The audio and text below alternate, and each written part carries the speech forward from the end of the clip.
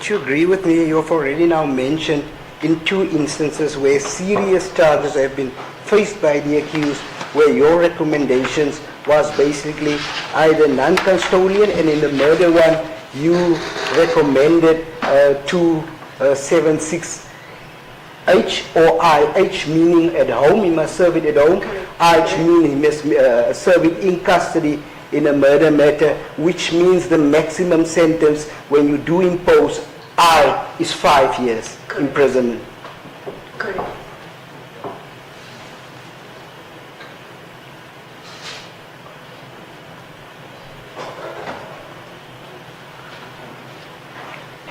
In this case, in such a serious case, I see you note that the fine was 50,000 rand Correct. that the person had to pay. Correct.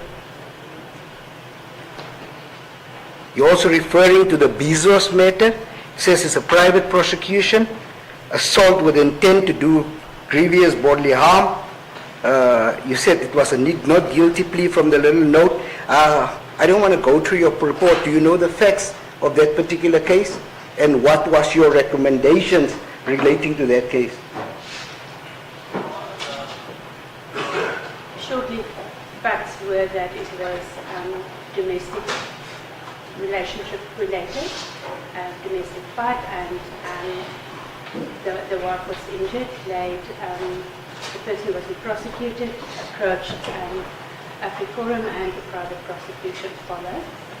And then considering, again, apart from the cases. So these cases here, there are a number of others that I've done, but I was selected specifically because of although it's serious, the different circumstances to this case, and the personal circumstances and mitigating circumstances, which were different from cases in general that you have, or the cases in general. I have dealt with numerous murder cases where it is really the purpose of deciding what are the compelling and mitigating circumstances to any that you put in front of the court without making any recommendations at all. These were when you look at the circumstances of the person, and because at the end, when you look at it within the context of the triad of sin, the person's circumstances is also very important. So in these cases, there were exceptional personal circumstances, and quite often the absence of a pattern of either violence or the same type of behavior, which also had to consider, which informs the sentence suggestion.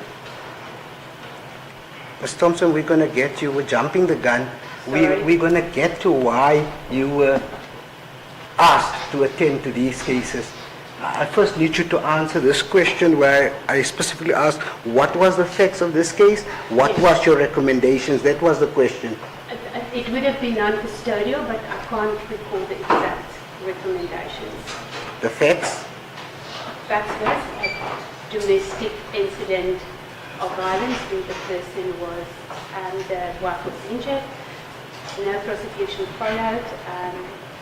There was a long process prior to that, prior to her approaching Afriforum to do a private prosecution, which was done, and in which the person was convicted and the report was requested. Also non-custodial. You said it's a female that was injured, who's the complainant in this matter, yet still you recommended a non-custodial sentence in basically in a gender-based violence issue. Correct. The fine that was imposed was 100,000 rand or 12 months imprisonment. And then you also note that 6 months correctional supervision, performed 20 hours community service at a shelter for abused woman. Correct. What was the reason for you to make such a recommendation in instances where there was some domestic violence and domestic issues, that this was the That was proper? a sentence from the court. I cannot recall that was specifically my recommendation. What was your recommendation? I do not have the specific recommendation in front of me. Unfortunately, I didn't bring the cases with me. It's also unfortunate. I also would have love to have a look at those reports. Then we go into Sekwati. You refer there as an arson, malicious injury to property.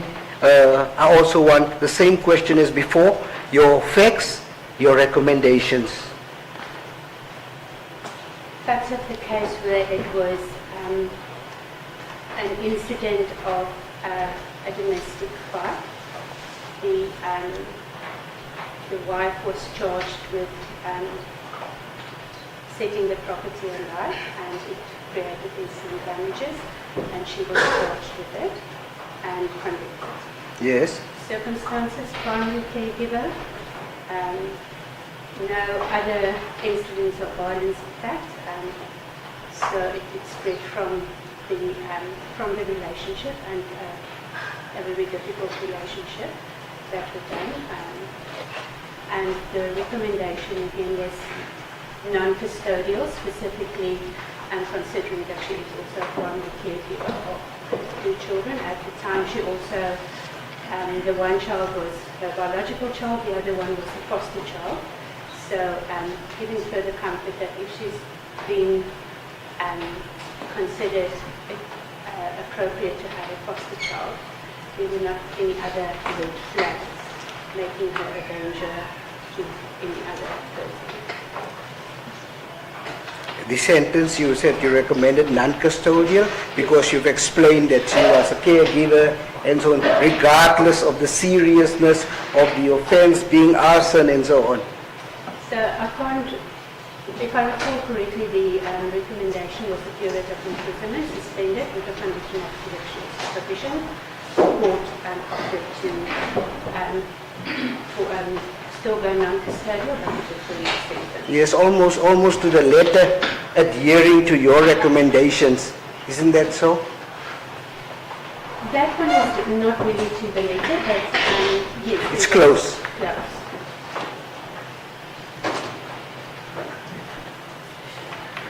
Do you know, I still remember a case, I don't know whether you know, during the Feast Must Fall, one of the gentlemen took a petrol bomb and he threw it into one of the police vehicles, and he got 8 years direct imprisonment, if my memory serves me correctly, for almost the exact same offense that he committed.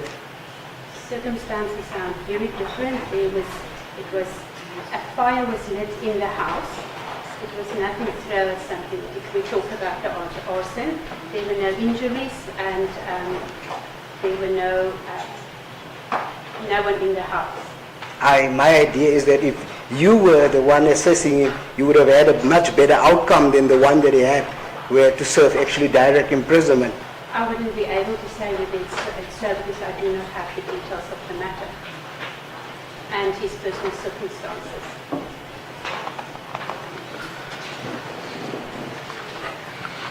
It's going to take me a while to go through this, but I want to do just the second page and then I want to stop there because there's quite a number of cases, but you already see where I'm getting at. Is that correct?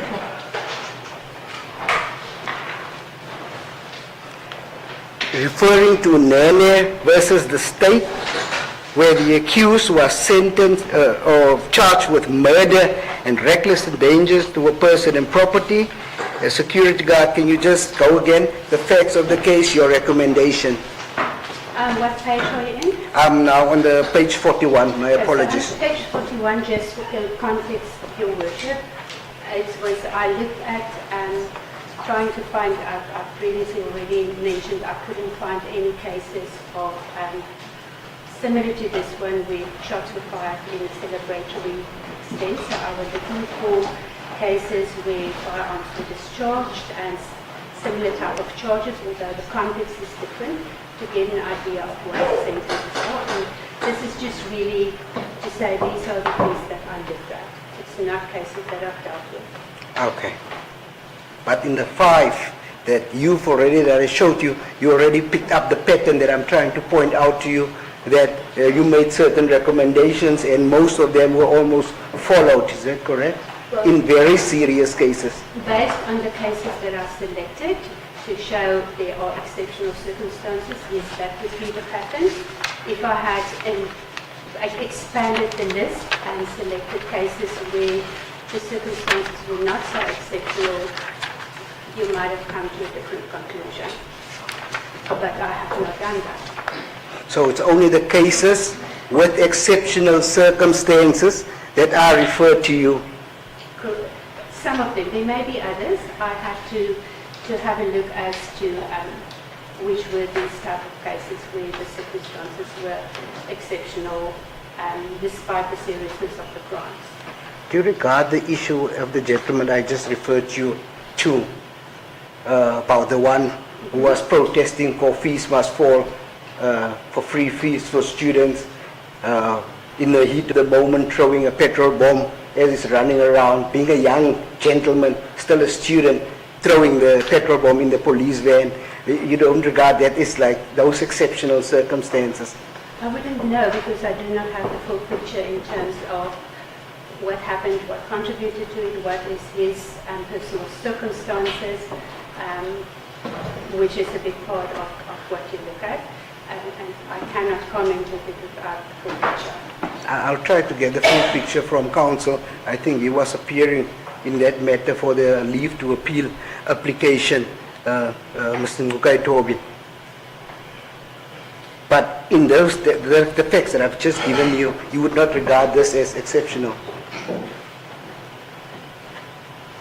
There are certain things that had to be explored. If it's a young person, it was in terms of specific cause that was followed.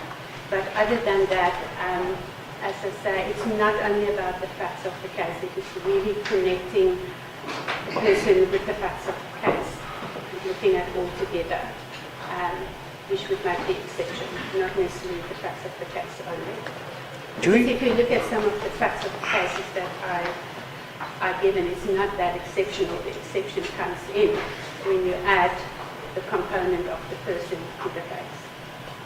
Do you agree that only the people with means would be able to approach you for you to actually compile a report because you need to be paid for work done, services rendered?